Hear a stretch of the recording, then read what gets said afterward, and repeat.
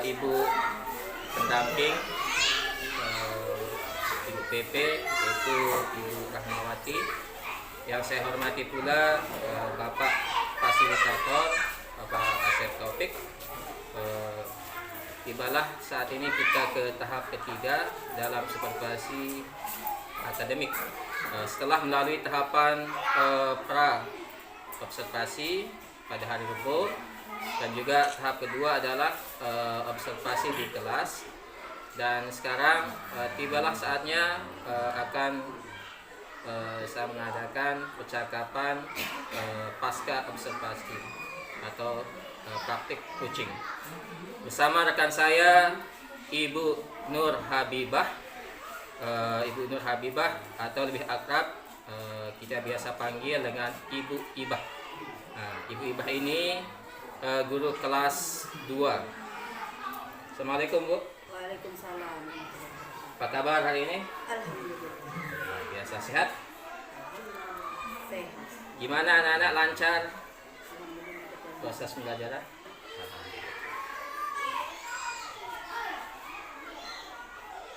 Nah ini Bu, terkait dengan kita akan berbincang-bincang Bu setelah saya melakukan observasi di kelas ya.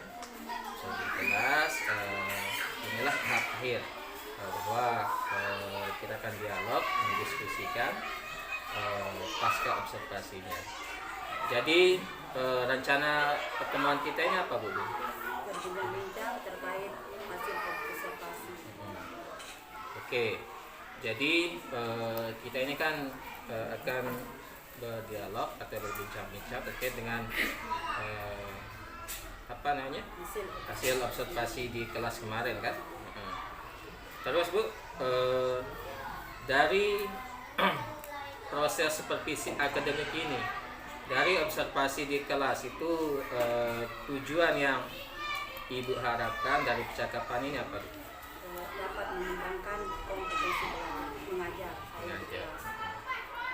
Tapi luar biasa Bu, jadi mengembangkan kompetensi mengajar. Memang sangat penting Bu ya, sangat penting untuk seorang guru mempunyai skill atau teknik seperti ini Bu. Jadi luar biasa sekali Bu, saya acungi jempol untuk Bu Ibah yang luar biasa sekali. Nah terus Bu, bagaimana ukuran keberhasilan dari tujuan SIDE itu? Saya mampu mengajar sesuai kebutuhan murid dan mengelola sosial emosional murid. Oke, jadi ya memang betul Bu ya.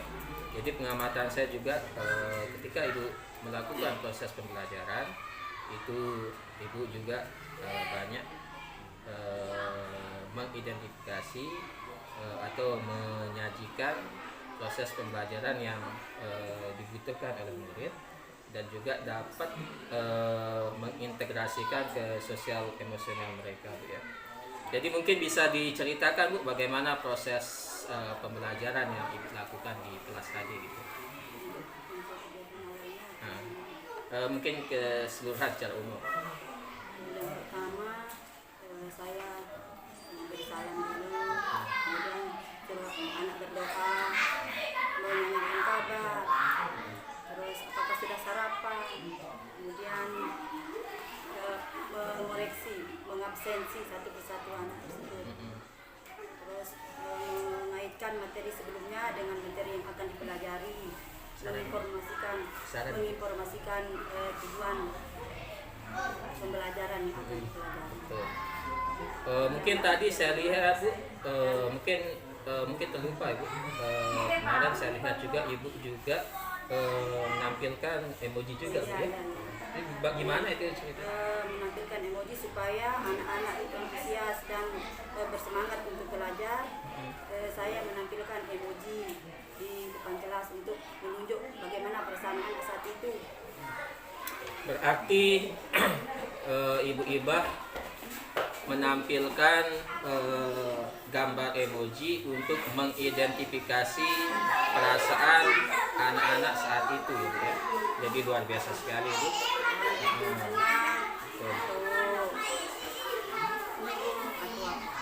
Jadi selain mengidentifikasi kebutuhan murid juga ibu coba mengidentifikasi emosi anak-anak. Jadi betul Bu ya, sepakat. Itu tujuannya apa dulu? Untuk supaya anak-anak lebih antusias untuk belajar, untuk semangat belajar. Berarti jadi ketika anak-anak emosinya itu dalam tanda kutip negatif, jadi betul sekali Bu ya. Jadi menetralisir dulu perasaan-perasaan yang tidak Bu ya, yang buruk. Kemudian anak-anak siap untuk mulai pelajaran. Jadi betul, saya setuju, saya sepakat dengan apa yang Ibu lakukan. Jadi memang seperti itu Bu. Jadi kalau tidak preskan, tidak dinetralisir perasaan-perasaan yang buruk, itu bisa saja menyebabkan anak-anak itu belajar. Oke, luar biasa Bu. Proses pembukaan yang sangat-sangat menakjubkan dan menginspirasi saya. Nah, Bu Ibah, jadi apa kesempatan yang dimiliki saat ini untuk mewujudkan tujuan dari pertemuan atau supervisi ini di kompetensi mengajar tadi? Saya memiliki tekad untuk memperbaiki kompetensi mengajar saya seperti yang Pak Aik observasi kemarin. Saya berusaha memenuhi kebutuhan belajar murid. Betul. Jadi luar biasa sekali ya kesempatan yang dimiliki, dan Ibu saya lihat mampu untuk melakukannya. Nah, dari skala 1 sampai 10 Bu. Nah, dari skala 1 sampai 10, kira-kira Bu Ibah berada di skala mana ketika melaksanakan proses pembelajaran di kelas tadi kemarin? Saya rasa 8. 8. Ini pilihan Bu Ibah skalanya 8. Tapi kalau saya mungkin lebih, yaitu 8,5 mungkin. Karena luar biasa proses.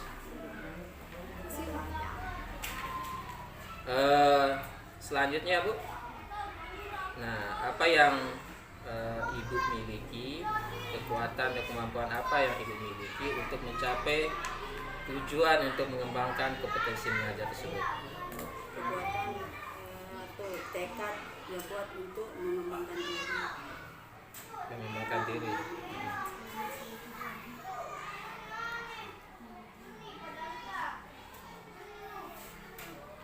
Jadi tekad yang kuat untuk mengembangkan diri. Memang mengembangkan diri ini memang harus menjadi dasar bagi kita untuk bisa lebih maju ke depan.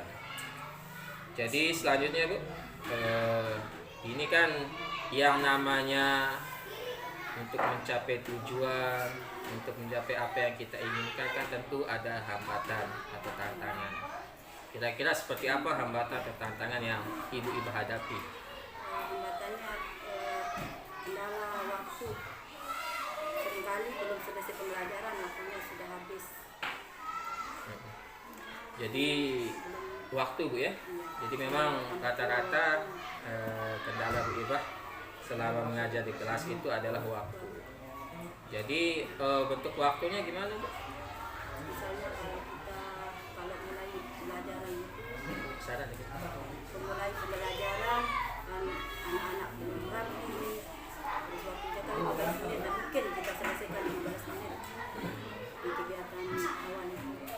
Apalagi saya lihat kemarin yang namanya anak-anak SD itu kelas rendah, kelas 2 itu kan untuk mengkoordinasikan juga kan butuh waktu lama juga Bu ya.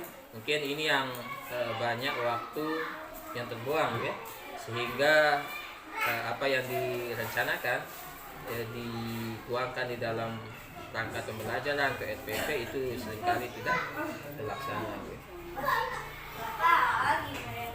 Jadi terus tadi Ibu bilang hambatan terbesarnya adalah waktu.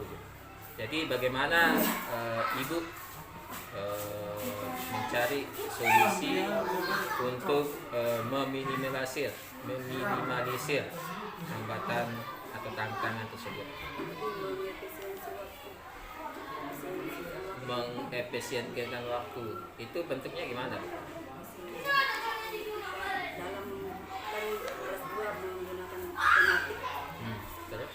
Tema itu ada 4 pelajaran, tapi di tema itu untuk satu tema itu ada 4 subtema, tema 1, 2, 3, dan 4. Di satu subtema itu ada 6 pembelajaran. Satu pembelajaran itu ada 3 muatan, bahasa Indonesia, matematika, sama SPPP. Karena mungkin kita ambil 4 semua. Luar biasa Bu ya. Jadi sudah memetakan apa-apa yang mesti dilakukan di kelas. Tadi juga saya melihat Ibu itu banyak menggunakan SPM juga Bu ya. Itu tujuan kenapa? Supaya anak lebih fokus untuk belajar. Betul.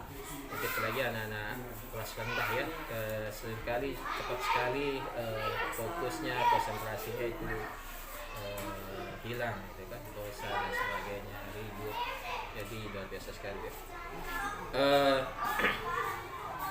Nah, apa rencana Ibu Ibah untuk mencapai area pengembangan dalam proses pembelajaran tadi?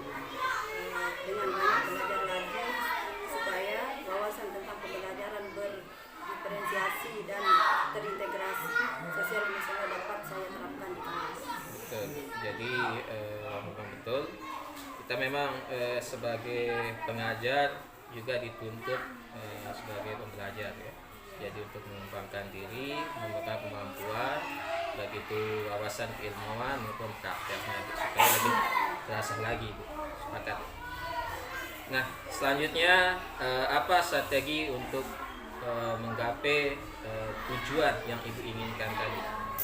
Banyak menggunakan media-media supaya anak-anak semakin senang untuk belajar. Jadi tadi saya lihat video Bu ya. Saya lihat video lalu juga gambar juga Bu ya, gambar juga. Berarti anak-anak ini senangnya ya Bu ya, visual. Ya, Jadi namanya juga anak kelas 2 visual. visual itu luar biasa sekali Bu.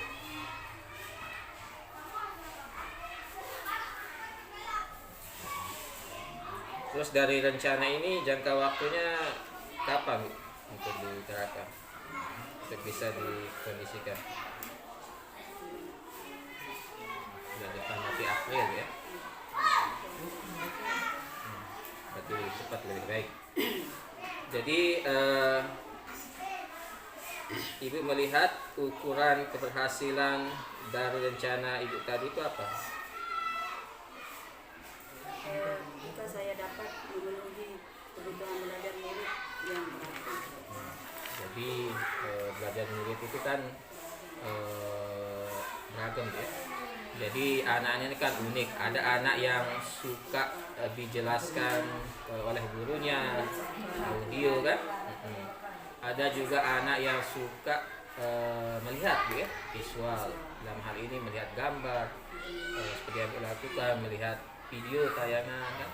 Dan juga anak ini juga kadang suka dengan model kinestetik Bu ya, bermain sambil bernyanyi sambil berpantun dan sebagainya. Itu luar biasa sekali.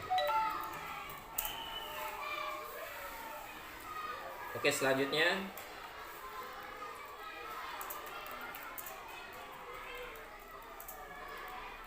jadi rencana Ibu ke depan itu luar biasa sekali. Jadi komitmennya apa Bu? Untuk tetap meningkatkan kompetensi belajar saya dan menggali lebih baik lagi untuk kebutuhan murid belajar murid ke depan. Betul. Jadi sebagai guru pembelajar ya kan, dan juga bagaimana menggali atau mengidentifikasi kebutuhan-kebutuhan belajar murid yang beragam ya. Kalau di kelas 2 berapa yang belum bisa dapat? 4 orang, luar biasa. Nah, selanjutnya dari apa yang Ibu lakukan di kelas dan dari apa yang Ibu harapkan nanti juga dikembangkan di kemudian hari di kelas selanjutnya, siapa saja dan apa saja yang bisa membantu Ibu untuk melakukan hal tersebut? Tentu murid-murid dan rekan-rekan guru yang akan membantu jika saya menghadapi kendala tersebut. Jadi yang pasti murid Bu ya, murid yang yang juga mendukung Ibu ketika belajar di kelas dan juga rekan-rekan Bu ya, luar biasa. Jadi Ibu sudah menciptakan relasi atau kolaborasi dengan rekan-rekan guru yang lain. Ini bentuknya seperti apa Bu? Pembuatan media misalnya, pembuatan media dan seperti yang tadi itu juga